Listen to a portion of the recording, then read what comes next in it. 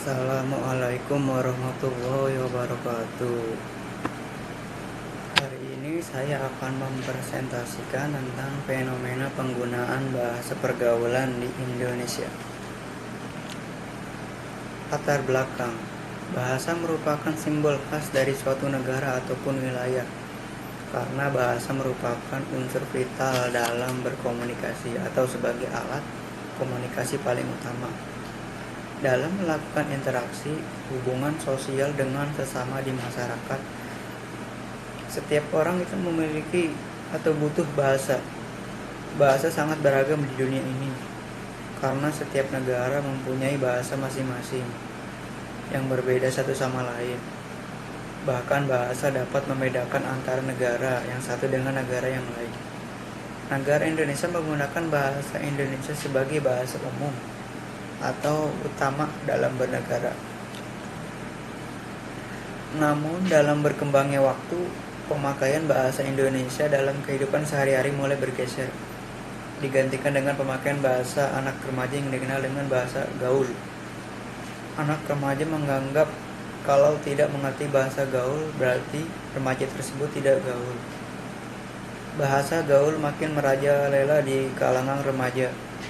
Bahkan tak jarang banyak orang berpendidikan pun menggunakan bahasa gaul tersebut, baik dalam bentuk lisan maupun tulisan dan dalam bentuk formal maupun non-formal, yang mengakibatkan penggunaan bahasa Indonesia menjadi tidak baik dan tidak benar. Pembahasan. Pengertian bahasa.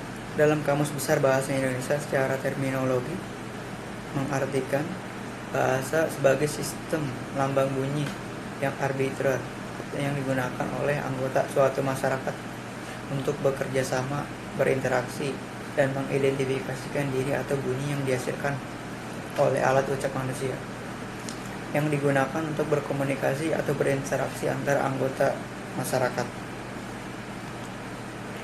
Fungsi bahasa. Fungsi utama bahasa adalah sebagai media komunikasi. Tapi selain sebagai media komunikasi, bahasa juga memiliki fungsi lainnya. Di antaranya, pertama, fungsi ekspresif, yaitu untuk mengekspresikan ide, gagasan, dan pengalaman. Yang kedua, fungsi estetis, yaitu sebagai media yang indah untuk menyampaikan pesan. Yang ketiga, fungsi informatif, yaitu untuk menginformasikan sesuatu kepada orang lain. Yang keempat, alat fungsional sebagai alat untuk mencapai tujuan tertentu. Kemudian pengertian bahasa baku. Bahasa baku adalah bahasa yang menjadi bahasa pokok, bahasa standar dan acuan yang digunakan sehari-hari pada bahasa percakapan maupun bahasa tulisan. Bahasa baku lazim digunakan dalam pertama, komunikasi resmi atau tertulis. Yang kedua, wacana teknis. Yang ketiga, pembicaraan di depan umum. Yang keempat, pembicaraan di depan orang yang dihormati dan sebagainya atau formal. Pengertian bahasa gaul. Bahasa gaul merupakan salah satu cabang dari bahasa Indonesia sebagai bahasa untuk pergaulan. Bahasa gaul. Bahasa gaul merupakan salah satu cabang dari bahasa Indonesia sebagai bahasa untuk pergaulan. Bahasa gaul pada umumnya digunakan sebagai sarana komunikasi di antara remaja sekelompoknya selama kurun tertentu. Hal ini dikarenakan remaja memiliki bahasa tersendiri dalam mengungkapkan ekspresi dirinya. Faktor-faktor pendukung maraknya bahasa gaul di Indonesia. Yang pertama, karena pengaruh lingkungan. Umumnya para remaja menyerap dari percakapan orang-orang dewasa di sekitarnya, baik teman sebaya atau keluarga. Kedua, peran media antara lain media elektronik yang menggunakan istilah bahasa gaul dalam film-film, khususnya film remaja dan iklan, dan misal dari percakapan adegan di televisi. Tiga, adanya bahasa gaul ditandai dengan menjamurnya internet dan situs-situs jaring sosial yang berdampak signifikan terhadap perkembangan bahasa gaul. Contoh-contoh bahasa gaul.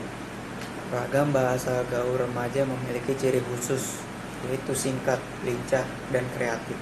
Kata-kata yang digunakan cenderung pendek seperti pertama, kata cantik menjadi kece. Yang kedua, kata aku menjadi gua. Yang ketiga, kata habis menjadi habis. Yang keempat, kata bagaimana menjadi gimana. Pengaruh bahasa gaul terhadap bahasa Indonesia. Di era globalisasi ini, penggunaan bahasa gaul makin meraja lela dan terus muncul bahasa gaul baru yang membuat eksistensi bahasa Indonesia kian menurun. Penggunaan bahasa gaul ini membuat remaja makin sulit mengetahui bahasa Indonesia yang baik dan benar. Tidak jarang dalam acara formal pun banyak orang yang menggunakan bahasa gaul yang dalam konteksnya tidak sengaja.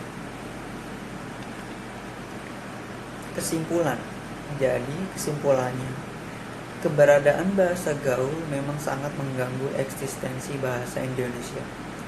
Namun di sisi lain, kita tidak bisa mencegahnya, apalagi di kalangan anak-anak dan remaja, karena perkembangan psikologis keduanya menuntut mereka agar diakui masyarakat, dan salah satunya dengan mengikuti tren bahasa gaul itu sendiri. Oleh karena itu, perkembangan bahasa gaul tidak dapat dicegah, tapi dapat diminimalisir jika kita kembali meningkatkan eksistensi bahasa Indonesia itu sendiri. Sarannya, hendaknya lebih diadakan pemahaman yang lebih kepada anak-anak dan remaja tentang bahasa Indonesia yang baik dan benar.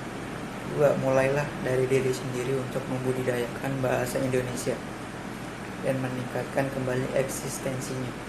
Ketiga, bahasa gaul sebaiknya digunakan di saat waktu dan kondisi yang tepat, atau tidak sedang dalam acara formal. Terima kasih, demikian presentasi saya mengenai penggunaan bahasa pergaulan di Indonesia. Apabila ada kekurangan dari presentasi saya memohon maaf yang sebesar-besarnya. Atas perhatiannya saya ucapkan terima kasih. Assalamualaikum warahmatullahi wabarakatuh.